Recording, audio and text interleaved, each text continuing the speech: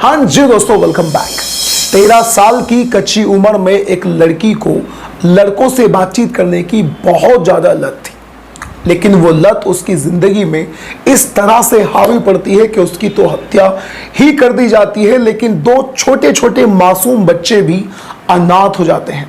नमस्कार दोस्तों, मैं नीरज शर्मा और आज की सच्ची घटना को आप तक पहुंचाने के लिए मैं आपको 2 शहरों से जोड़ना चाहता हूं। एक शहर है हरियाणा का सोनीपत और एक शहर है मध्य प्रदेश का टीकमगढ़। असल में मध्य प्रदेश के टीकमगढ़ में रहने वाला गंगाराम एक मजदूरी लेवल का व्यक्ति था। उसकी पत्नी शोभा टीकमगढ़ में रहकर वो अपना जीवन बड़े आराम से जी रहे थे। उनके पास उनके 2 बच्चे थे, 2 उनके पर्सनल बच्चे और एक उनकी एक बेटी भी थी जिसका नाम था नीतू। असल में नीतू शोभा के पहले पति की बेटी थी, इसीलिए नीतू भी इनके साथ ही रहा करती थी। गंगाराम के दिमाग में बेहतर काम के लिए यानी जिंदगी को थोड़ा सा बेहतर बनाने के लिए एक आइडिया आता है कि क्यों ना टीकमगढ़ को छोड़कर कहीं और जाकर वहां पर कोई काम किया जाए। तो इसी एवज में वो सोनीपत में आता है और सोनीपत में आकर अपना काम शुरू कर देता है, राजमिस्त्री वाला काम। लेकिन दोस्तों, एक दिन उसकी जिंदगी बदल जाती है जब वो और शोभा यानी गंगाराम और शोभा दोनों थाने में जाकर रिपोर्ट दर्ज कराते हैं कि उनकी एक 13 साल की लड़की की हत्या कर दी गई है। पुलिस वालों से बोलते हैं कि हमें यह भी शक है कि किसी ने कहीं उसका रेप करके उसकी हत्या ना कर दी हो। पुलिस वाले आनंद फानन में क्राइम सीन पर पहुंच जाते हैं और जाकर देखते हैं कि सच में ही उनकी 13 साल की बेटी जिसका नाम है नीतू, उसकी हत्या कर दी गई है। पुलिस उसकी डेड बॉडी को तुरंत पोस्टमार्टम के लिए भेज देती है। अब सिलसिला शुरू करती है इन्वेस्टिगेशन का, इस बात का पता लगाने का कि आखिर इस 13 साल की बच्ची का दुश्मन इस एरिया में, इस नई जगह में है तो फिर कौन है। इसी एवज में शुरुआत में वो बातचीत करती है गंगाराम और उसकी पत्नी शोभा से।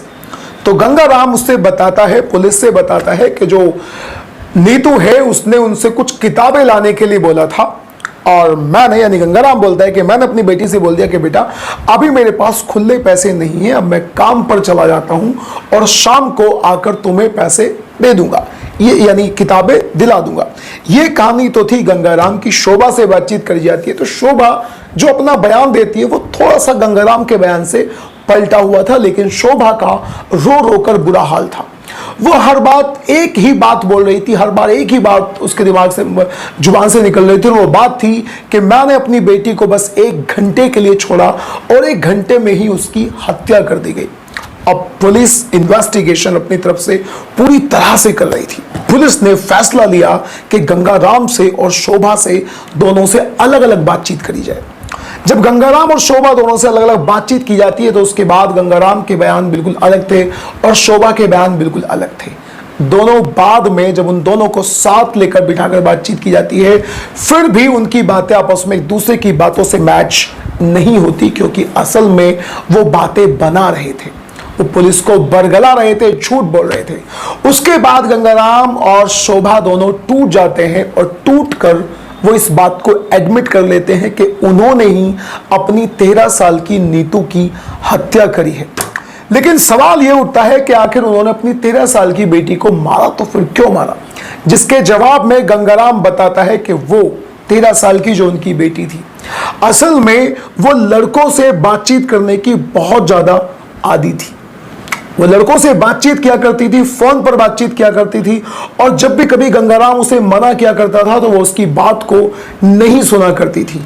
इसी बात से दोनों पति पत्नी में कई बार झगड़ा भी हो जाता था। लेकिन एक दिन जब बात हद से बहुत ज्यादा गुजर जाती है तो गंगाराम नाम का ये व्यक्ति और शोभा नाम की ये पत्नी, शोभा अपनी ही बच्ची के हाथ पकड़ती है, यानी गंगाराम अपनी ही बच्ची के हाथ पकड़ता है और शोभा उसका गला दबा देती है और उस बच्ची की हत्या कर देती है। और हत्या करने के बाद ये दोनों एक के बाद एक अपने अपने काम पर चले जाते हैं और अपनी प्लानिंग के तहत शोभा 1 घंटे बाद घर वापस आती है और आकर चिल्लाना शुरू कर देती है और आनंद फानन में ये लोग पुलिस को भी इत्तला कर देते हैं, पुलिस को भी इन्फॉर्म कर देते हैं इस हत्या के बारे में। लेकिन दोस्तों असल में यह हत्या इन दोनों ने ही करी थी। बाद में इन दोनों को जेल भेज दिया जाता है, लेकिन सवाल यह उठता है कि इनके दो छोटे छोटे बच्चे भी हैं, एक की उम्र 4 साल है और एक की उम्र 5 साल है। उनकी परवरिश अब करेगा तो फिर कौन करेगा? हालांकि फिलहाल तो मध्य प्रदेश से इनके रिश्तेदार आए और उन दोनों बच्चों को अपने साथ में लेकर चले गए, लेकिन कोर्ट ही यह फैसला करेगा कि आगे को उन बच्चों को रखेगा तो फिर कौन रखेगा। इस कहानी का मोटिव आपको क्या लगता है कि एक 13 साल की बच्ची को इस तरह के डिसीजंस लेने चाहिए कि वो लड़कों से बातचीत करती रहे, अपने माँ बाप की एक भी ना सुने, या फिर बच्चों की गलती पर माँ बाप तुरंत इतना बड़ा डिसीजंस ले ले कि बच्चों की हत्या ही कर दे? आप जो कुछ भी कहना चाहते हैं अपनी राय कमेंट बॉक्स में जरूर दीजिएगा। अब हम मिलते हैं किसी अगली वीडियो में। Till then bye bye and take care.